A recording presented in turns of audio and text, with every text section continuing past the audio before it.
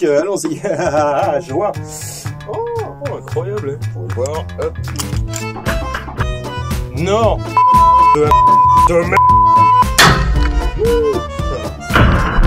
C'est littéralement bon. C'est chiant.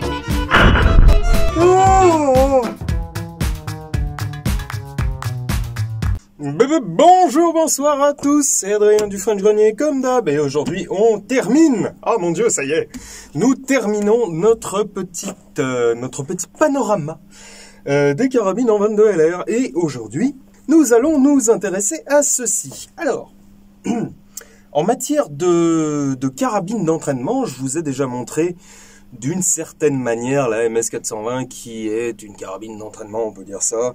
Je ne vous ai pas montré ma Aster 96 que je vous montrerai un de ces jours, mais bon, c'est voilà, vous le savez d'office, la Aster 96 portugaise, c'est bien, c'est très bien, c'est une monocoup. Une autre monocoup, c'est celle-ci, c'est la VZ, la WZ, que je vais appeler VZ pendant tout le long parce que ça me fait chier de dire W en fait.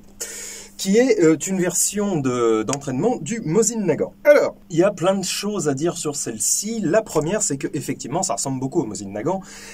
Globalement, même fût, même garniture, même guidon, quasiment la même hausse, elle est plus courte, etc., etc. Celle-ci est polonaise. Vous les reconnaissez très bien, puisque... alors, je ne sais plus, puisque... Je sais pas si vous avez remarqué, mais ça pompe plus. Donc j'ai fixé mon focus et donc je ne sais pas si vous allez voir grand chose, mais en gros il y a un grand 11 ici qui est dans la nomenclature OTAN le signe que c'est polonais. Donc c'est une monocoup à verrou avec une très très grosse sûreté derrière là. Et d'ailleurs comme vous pouvez le voir, quand vous ouvrez votre truc, elle peut descendre. Or, si elle descend et que vous vous rendez pas compte qu'elle descend et que vous essayez de fermer, vous allez exploser votre bois. Preuve en est que je ne suis pas le seul débile à avoir fait ça, puisque oui, je l'ai fait. Le bois est particulièrement esquinté à cet endroit-là. Je pense que c'est le cas pour toutes. Alors, il y a des gens qui l'aiment bien, il y a des gens qui l'aiment pas du tout. Nous allons bien voir ce que ça donne. Donc, on va commencer. On va commencer tout de suite, alors déjà avec des shorts, puisque personnellement, j'ai l'habitude de vérifier que les 22 LR prennent bien les shorts et les prennent correctement. Alors, vous voyez, hop, voilà.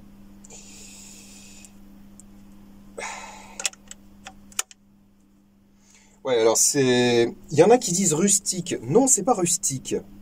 C'est quand même relativement bien foutu. Mais alors, c'est ultra massif. Vous voyez, rien que la longueur de cette putain de culasse, c'est un truc de fou. Alors, donc, on a une sûreté drapeau en quart de tour, ça se met sur le sommet, on peut pas tellement... non, on peut absolument pas confondre puisque ça vient devant le visuel. On va tester ça, donc sur cible, je vais prendre celle du haut. Et ben ça commence bien.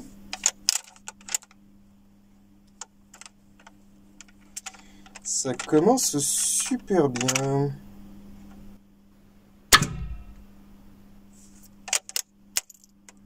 Ouais.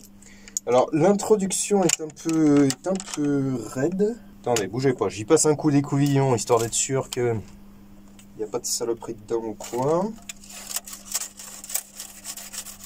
L'introduction est un peu chiante, pour ne rien vous cacher.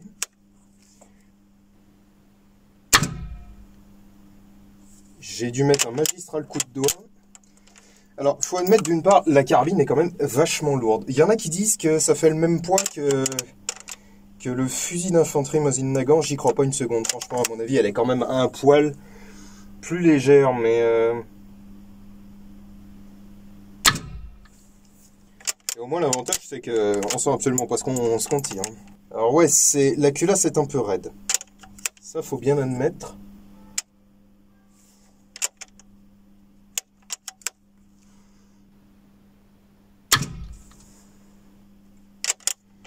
Alors, les organes de visée sont très bien, c'est exactement les mêmes que ceux du Mosin Nagant. On s'y retrouve assez bien, bon ça va. Le départ est un peu particulier, il faut s'y faire quand même. Elle gratte un peu, elle est longue, tu sais jamais quand elle va lâcher. Il y a un dur, mais qui est tellement loin du lâcher que c'est pas une bonne référence. Bon, ça c'est un peu limite. Alors, on va passer en 22 LR. Donc j'étais sur des Aguila, super extra short, et je passe sur des MacTech. On va faire, on va continuer de la cible. Donc je passe sur celle du bas. Et donc je vous le disais durant un certain nombre d'autres vidéos, les MacTech crashent sérieusement. Mais bon, je vais continuer dessus parce que il faut bien que je les passe. Alors, je sais pas ce que c'est que cette habitude qu'elle a de ne pas percuter. Je comprends pas, c'est peut-être une question de ressort, j'en sais rien. C'est marrant, j'ai l'impression qu'elle percute trop bas. Bon, bah celle-là, manifestement, elle ne veut pas percuter. Alors, cette sûreté-là qui peut tourner à tout moment me casse les couilles. Ça, je peux pas vous le cacher.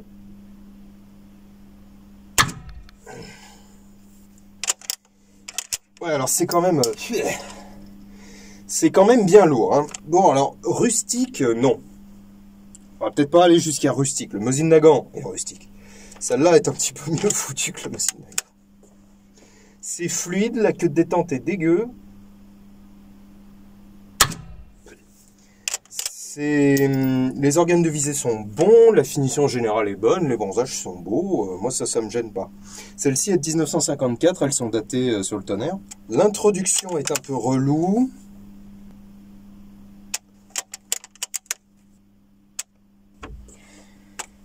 La percussion est pas nécessairement ce qu'elle devrait être, n'est-ce pas? Alors, c'est pas un problème de munitions, hein, parce que j'ai jamais eu le cas quand même sur les MacTech, même sur les MacTech, j'ai jamais eu le cas.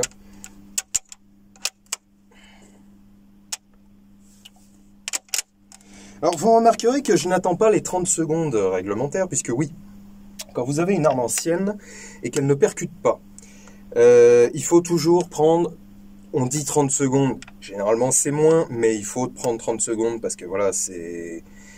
Au moins c'est clair. Il faut prendre 30 secondes pour éviter le long feu. Ça arrive sur les vieilles munitions, ça arrive sur les vieilles armes, ça arrive sur la poudre noire, ça peut arriver quasiment à n'importe quand. Si ce n'est que je sais bien que mes munitions sont raides neuves, elles vont pas me faire un long feu. C'est bien pour ça que je n'attends pas les 30 secondes. Mais attendez quand même quand vous avez un problème avec des munitions anciennes ou des armes anciennes, histoire d'éviter d'ouvrir sur un long feu. Alors attendez, je mets la sûreté, je vérifie un truc. C'est bon. Bon, on va faire un peu de gong.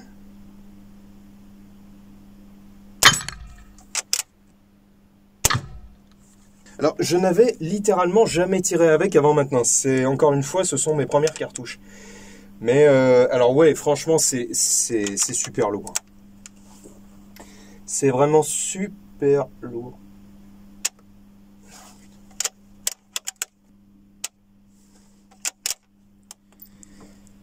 Seigneur Dieu. Ben, vous voyez, j'espérais pouvoir vous donner un résultat formel concernant cette VZ. Ben, oui. Pour moi aussi, je trouve que c'est en demi-teinte, vous voyez. Ah! Ça me casse les couilles. Boum. Allez, la dernière. J'étais sûr que la dernière voudrait pas percuter. Ah, que c'est relou! Que c'est relou! Wesh, c'est quoi ton problème là? Explique-moi.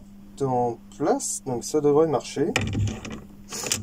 Je ne comprends pas pourquoi ça ne veut pas fonctionner. Alors, s'il te plaît, bichette, percute-moi cette dernière putain de cartouche. Choupette. Je m'attendais à mieux de ta part. Je suis très déçu par votre manque de foi, général. Merci. Bon, alors, la VZ... du coup, la VZ, ben ouais, c'est un peu en demi-teinte. C'est-à-dire, alors, pour ceux qui collectionnent les Mosin et les armes soviétiques en général, prenez-le. Il n'y a pas photo. Ça rappelle les Mosin Nagant, c'est du bloc de l'Est, c'est évocateur, on va dire. c'est relativement bien fini. Enfin, c'est fini comme un Mosin Nagant, un petit peu mieux qu'un Mosin Nagant même. Donc ça va, c'est cool. D'un point de vue mécanique, alors celle-ci est en vente chez JJB. Franchement, je recommande fermement à celui qui va l'acheter. Je dis pas qu'il faut pas l'acheter. J'en suis pas à ce point-là, mais je recommande fermement à celui qui va l'acheter de prendre son temps, de la démonter, de la désosser au complet, culasse surtout, de la désosser au complet et de lui refaire une petite beauté parce que bon, là, je la prends pas out of the box, mais out of the shelf. Et c'est pas terrible. Attends, je vais quand même faire un dernier coup, juste histoire de voir. Ouais. Bon. L'éjection est bien. Je pense que pour un débutant, c'est trop lourd. Franchement. Donc on va dire que ça fait pas partie des carabines que je vous recommande forcément. Je la descends pas, mais je vais pas dire que je vous la recommande non plus. Vous voyez, c'est ouais, c'est moitié bien, moitié mauvais. Je saurais pas vous dire exactement. Bon bref, ça reste une pièce d'histoire intéressante. C'est une monoco, c'est une vanne de LR, ça coûte rien. Il y en a pas mal qui sont en stock. Franchement, j'en vois beaucoup sur Natura, etc. Maintenant, est-ce que ça vaut les 400-500 euros auxquels elles sont et auxquels je vais aussi devoir la mettre? Si on allie le côté histoire au côté tir, oui. Si c'est que pour le côté tir, prenez autre chose. Il n'y a pas photo. Je pense pas que vous vous éclaterez sincèrement avec ça. Voilà, et ben écoutez, sur voilà, je m'attendais à mieux, mais nous reviendrons très bientôt, après une pause publicitaire, avec une arme qui sera peut-être un peu plus sympa, je ne sais pas, nous verrons bien. Allez, sur ce, je vous dis à très bientôt, mangez des légumes, buvez de l'eau, amusez-vous bien, et faites un bisou à votre chérie, tiens, ça lui fera plaisir. Allez, ciao. Hé. Vous avez remarqué? Ça pompe plus.